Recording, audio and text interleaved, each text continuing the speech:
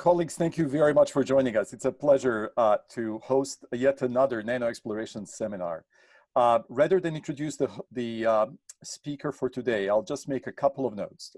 What I'll do is, one, tell you that you should hold your questions towards the very end. We will ask them of you. The other thing that speeds up the internet is if you stop broadcasting your own video so that we can only see Kate.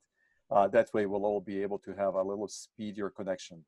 But without further ado, I'm going to ask Professor Francis Ross to introduce Kate Reidy. All right. Thanks, Vladimir. And we're excited about this opportunity to share some of the results coming out of the MIT.nano facility. And it's a real pleasure to introduce Kate. She joined MIT at the same time as I did, September of 2018. She previously was at Trinity College, Dublin, and she is working on electron microscopy and studying crystal growth in 2D to 3D material junctions, which is a really exciting area. And I will not take up any more of her time, but looking forward to the talk. Thanks. Okay. Well, hi everyone. Thanks for tuning in to my virtual talk, and thanks Francis for the introduction, Vladimir for inviting me to speak, and of course Charisse for helping to organize all of this.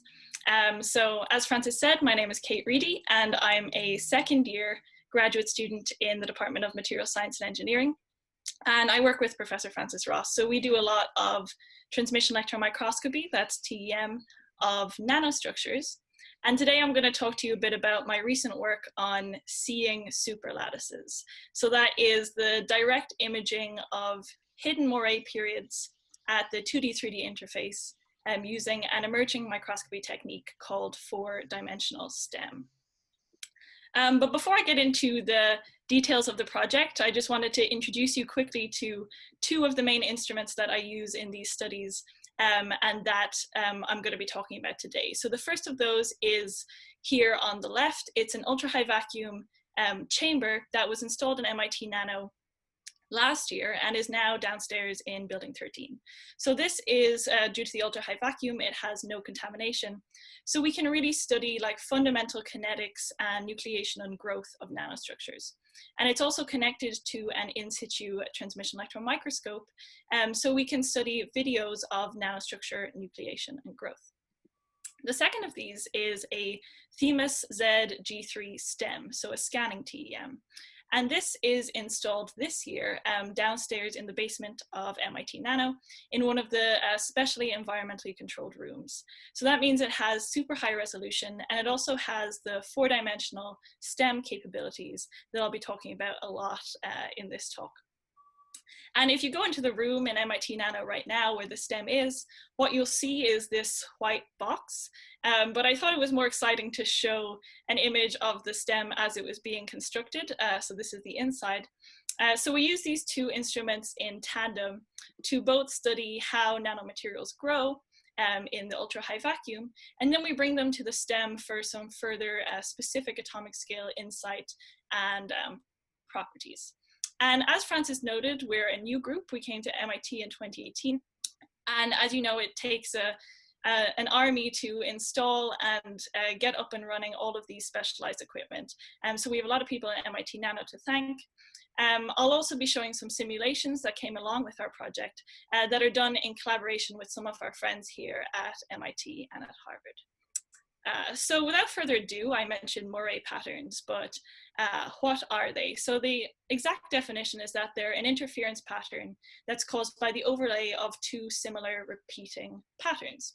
And they're not just found in science. So here on the left, we see an example of an art piece that's created by two concentric circles that are translated and overlaid on each other. And then on the right, you can see if you've ever watched a video from an old TV that was transferred to magnetic tapes afterwards, you will see this interference fringes or moiré fringes that are caused by a beat frequency of two different spatial frequencies. But when we do think about them in science, and when we think about them in 2D materials in particular, they're interference patterns that are caused by the overlay of two repeating structures. So here on the right, we have a 2D material, and it's one layer of atoms thick, and there's weak van der Waals bonding between layers. And in this case, a moiré is created by a rotation of two material systems or a change in lattice spacing. So if we take our 2D material and we duplicate it, and we stack one on top of the other, we can create a stack of 2D materials without having a moiré if we don't change the rotation or the lattice spacing. However, if we start rotating our 2D materials, now we find that there's a moiré pattern that kind of comes in and out of focus as we rotate. And this has been recently studied to really large success in 2D material systems for strong correlation physics, such as superconductivity, ferromagnetism, charge density wave stabilization, to name but a few. So if you look over here, you can see these white circles are sort of a repeating structure, the white circles that are surrounded by almost flowers. And this is what we call a superlattice. So if we have the original lattice unit cell, that's the smallest unit cell that we need to tile the entire area, and then we bring it over to the superlattice unit cell, we see that superlattice is always much larger than the original lattice unit cell. And we can see this exactly in our structures in the TEM. So in collaboration with our friends in University of Victoria, we can see both the original lattice unit cell, so this is the unit cell of the 2D material and the atomic columns, and overlaid on that, we can see the superlattice unit cell that I've marked here. And it was really interesting for us to be able to see both of these in the same image. So I always find it easier to focus on the superlattice unit cell if you kind of squint your eyes. So I did a virtual squint for you here, where you can see the bright and dark period of the superlattice moiré undulating across the sample. So this is a superlattice unit cell. But instead of the 2D structure that I described earlier, actually in our systems, we have a gold nano island that is deposited on a 2D material, in this case, molybdenum disulfide. So this is what we call a 2D/3D junction. And the reason we call it 2D/3D is that we have our 2D material here with a nano island grown on top that has some finite thickness to it. So it's still in the nanometer regime, but it has a finite thickness. And we're interested in these 2D/3D junctions because in the 2D limit, the interface, so the interaction between a metal and a 2D material, can govern a lot of properties. So we have contact resistance, so charge carrier mobility across the interface for catalysis. We have the spin injection for spintronics, proximity-induced superconductivity, to name but a few. And we're interested in the specific properties that moiré patterns create at this 2D/3D interface. But when we want to fabricate these 2D/3D moirés, it's much more difficult than the conventional 2D/2D stacking, because in 2D/2D they have van der Waals bonding, which means that you can very easily move a layer with Scotch tape from another layer, rotate it, and manually stack it into the orientation you want. In contrast, in a 2D/3D moiré, we need to epitaxially grow these structures with a predefined orientation angle on the 2D material. So that's what you see down here. So in order to do this, in order to develop these single crystalline epitaxial samples, we use the ultra high vacuum chamber that I described to you before. So here on the left, you see a conventional gold deposited sample. And this is something that you would find in a conventional e-beam deposition, sputter deposition, thermal evaporation system. So you can see that the gold nanoparticles are polycrystalline. They're kind of small blobs, and we can see they're polycrystalline by the rings in the diffraction pattern. So when we do this deposition, but we do it in ultra high vacuum after sample annealing that removes all residue on the 2D material, we can see here that we create these single crystalline epitaxially aligned nano islands. And one main thing to note is the difference in scale bars between these two images. So here is 5 nanometers, and these are 50 nanometers islands. So here the islands are epitaxially aligned, as we can see from spots in the diffraction pattern. And here we have gold spots and MOS2 spots, and the fact that they are in parallel alignment to each other shows us that there is rotational epitaxy for the nano island on the 2D material. So these epitaxially rotationally aligned nano islands create moiré patterns from alignment with the substrate. So here we have a STEM image of these rotationally aligned nano islands. And you can see that the moiré is completely consistent across the entire sample. So it's the same period, the same angle moiré. And we get this because of that epitaxial alignment, and we wouldn't get it in the samples otherwise. And if we take a Fourier transform of this TEM image, we see, or a similar TEM image of the same sample, we see that we have not only spots that arise from the gold lattice and the MOS2 lattice, which are the darkest spots here, but we also have these smaller satellite peaks that surround both the center spot and the outer spots. And as we know, or as some of you may know, a large distance in real space corresponds to a small distance in reciprocal space and vice versa. So what we're actually seeing here, when we see these small spots, is a long period moiré. And if you look very closely, you can actually see that there are two sets of these spots.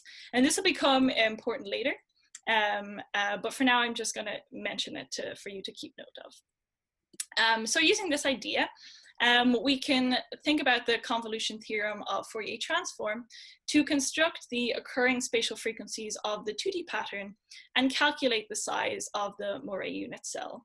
So here we have one lattice shown in red, and a second lattice shown in blue, and the black dots are the convolution of the two spatial frequencies. And these represent the moiré dots in our diffraction pattern. So using this convolution theorem analysis, we can predict the moiré period that we would expect for a particular relative rotation angle between the gold and the MOS2, so the gold nano island and the MOS2 substrate. And you can see that there are various moiré bands and moiré periods that come in and out of view depending on the moiré angle, on the rotation angle. So if we think of our particular system, as I mentioned before, we have perfect epitaxial alignment between the gold and the MOS2. So what we're looking at is the 0 degree relative rotation. So these two are aligned on top of each other. So when we go up the 0 degree rotation, the first band we meet is the 18 angstrom moiré period. And that is the moiré period that we see in TEM. So we were very excited that our geometric convolution technique predicted perfectly the period that we were going to observe from the moiré. But if you look even closer, we can see that there's actually a second moiré that is predicted by our technique. And this is what we call a hidden moiré. So this is a longer period moiré, it's 32 angstrom. But we cannot see it in our conventional STEM and TEM imaging. So we had two main questions based on this. The first one was, can we directly image this longer period moiré? And the second is, given that we have two moirés overlaid on top of each other for this 2D, 3D system, which one is responsible for modulating the electronic properties of the 2D material? So to answer our first question, we turned towards 4-dimensional STEM. So the concept of 4D STEM is that we have a converged beam electron probe, which hits a point on a sample, a very thin sample. And then the electron beam, after interaction with the sample, includes a lot of information on the structure and properties of that particular point. We then have a pixelated array detector that detects all the information from that point in the sample. So the overall concept is that we can scan across our sample in 2D. So this is a 2D raster scan across real space of the sample. And at each point, we can obtain all the reciprocal space information about that particular point. So what we get is something like this for each point. So the idea is that you have a 2D reciprocal space information for each point on a 2D real space matrix. So that's where the 4D in 4D STEM comes from.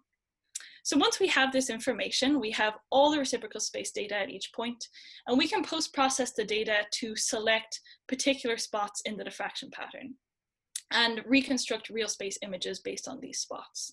So for example, if we wanted to say, okay, what real space image or what is contributing to these particular frequencies in the diffraction pattern, we can highlight them with an annulus, and then using all the data, we can reconstruct what the real space image would be. And we can use as many or as little spots as required for this. So for example, if we wanted to take a larger area of spots, we can see what frequencies were contributing to these spots in reciprocal space. And using this method, we're able to focus in on very specific features of a nanoscale sample that are tailored to what we're looking for.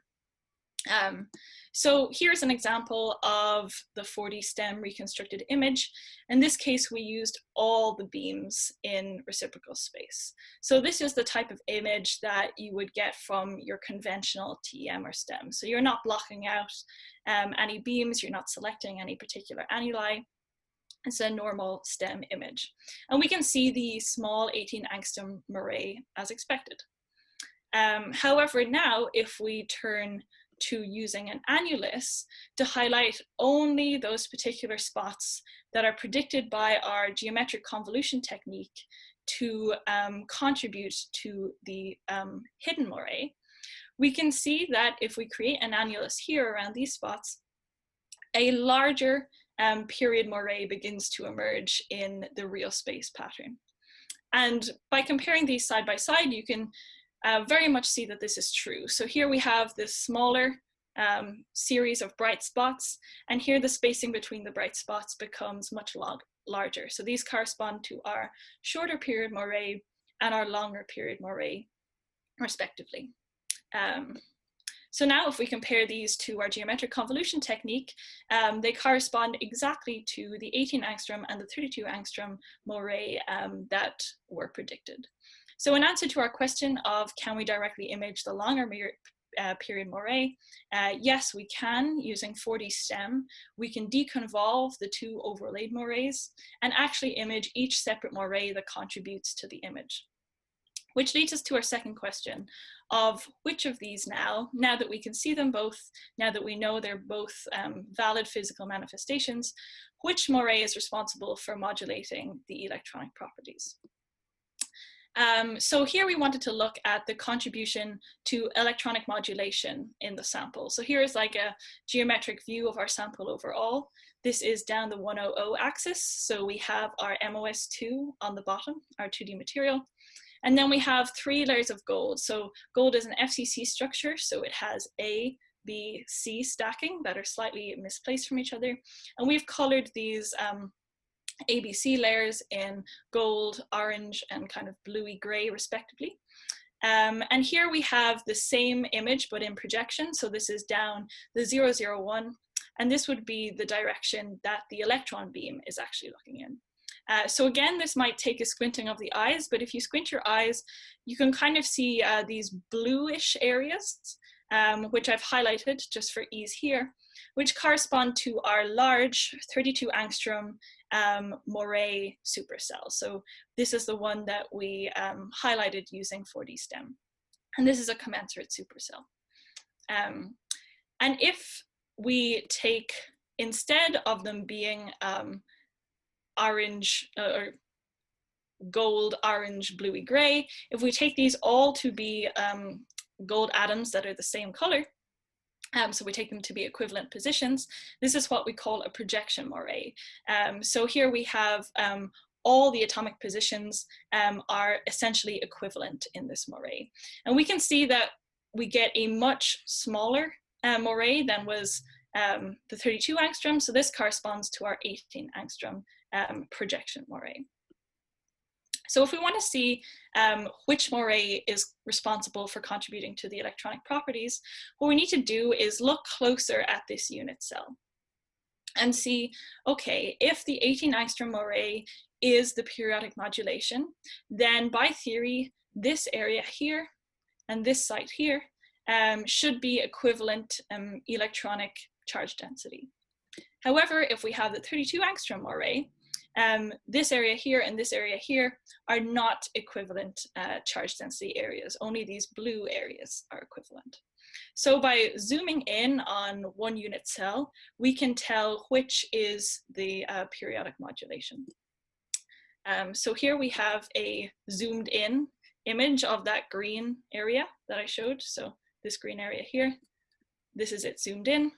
And we have site 1 and site 2. So our goal was to see, are site 1 and site 2 electronically equivalent? And to do this, this was done in collaboration with George Varnavides in DMSE and some people at Harvard.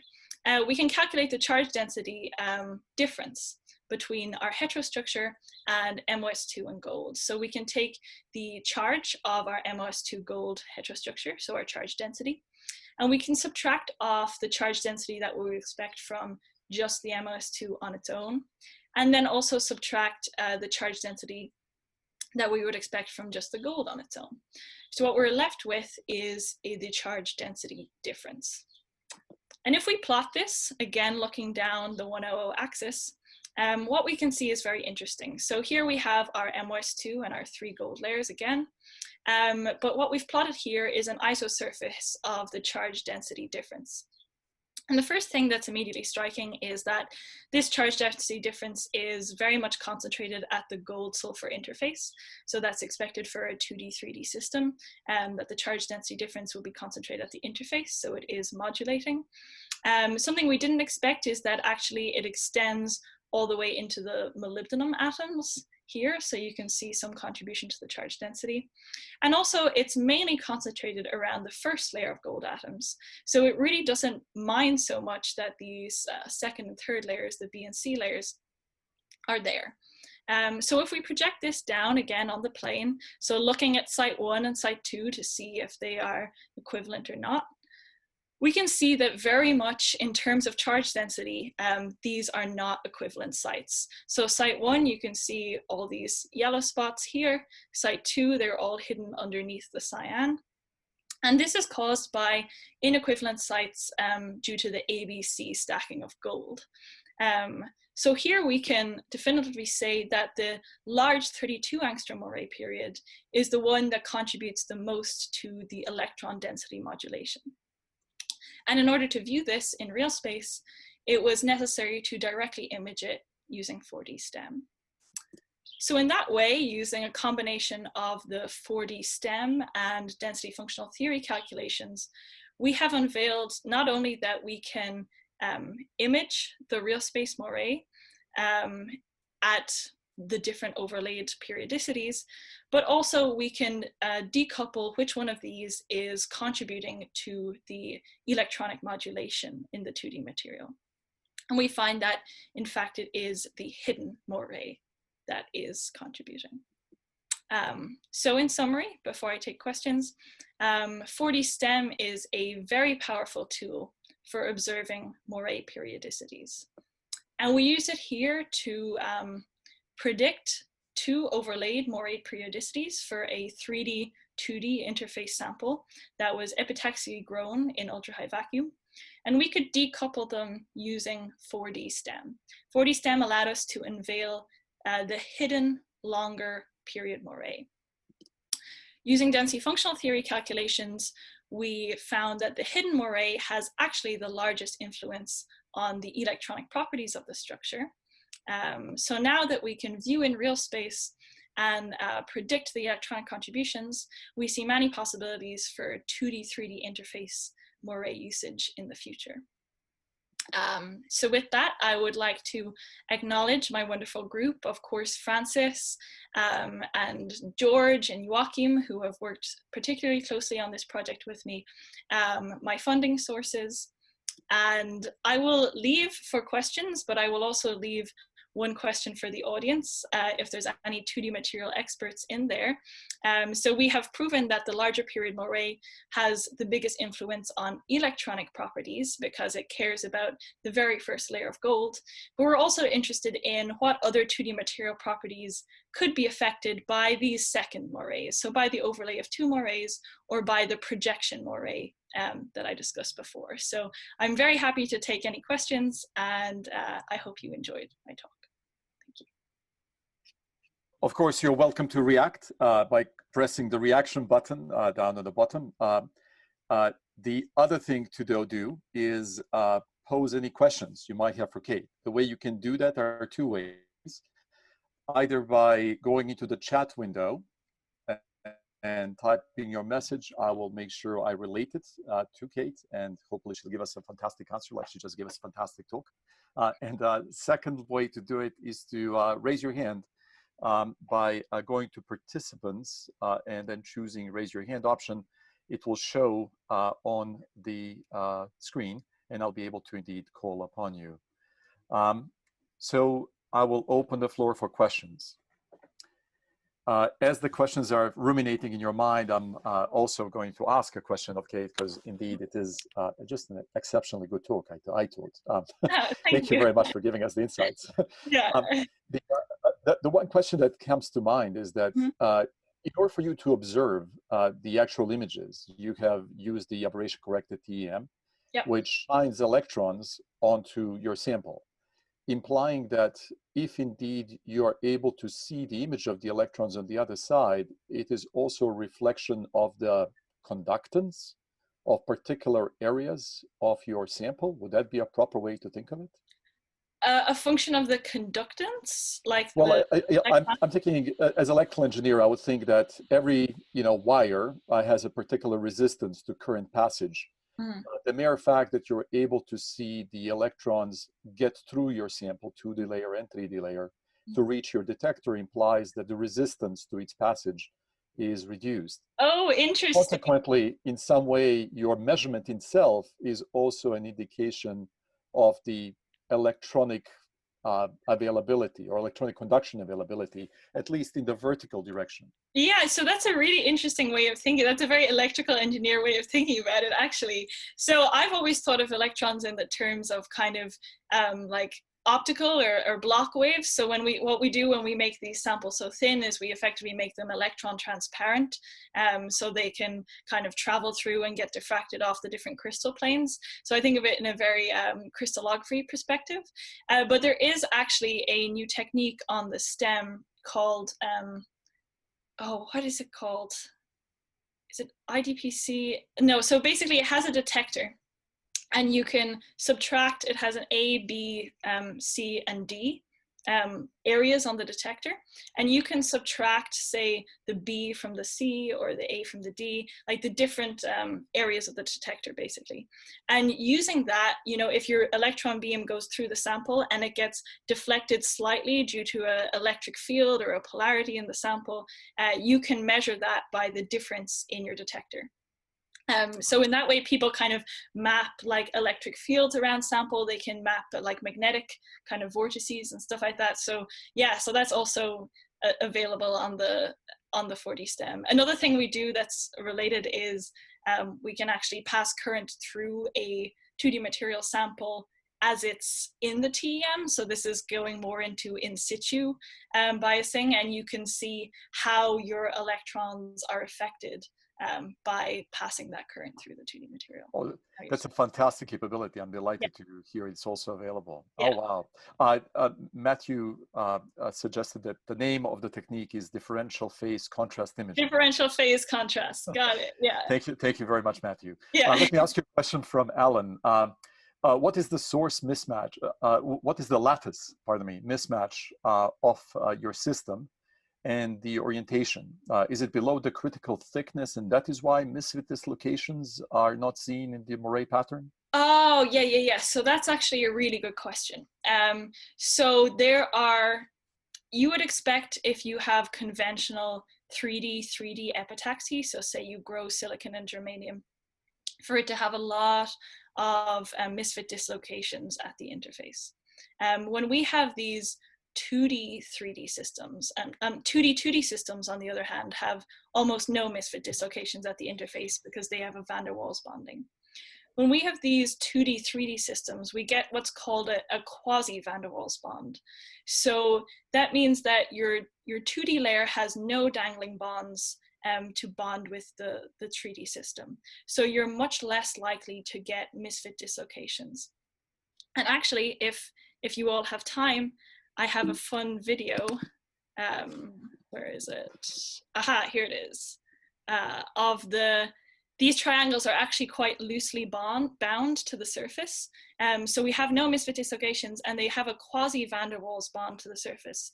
So these are gold triangles that are actually moving about in the TEM. So as we heat it, you can see that they kind of shrink up, and they can also kind of like dance around and move. So this is because we have sort of a quasi van der Waals bond. So you can see one will rotate here. Yeah.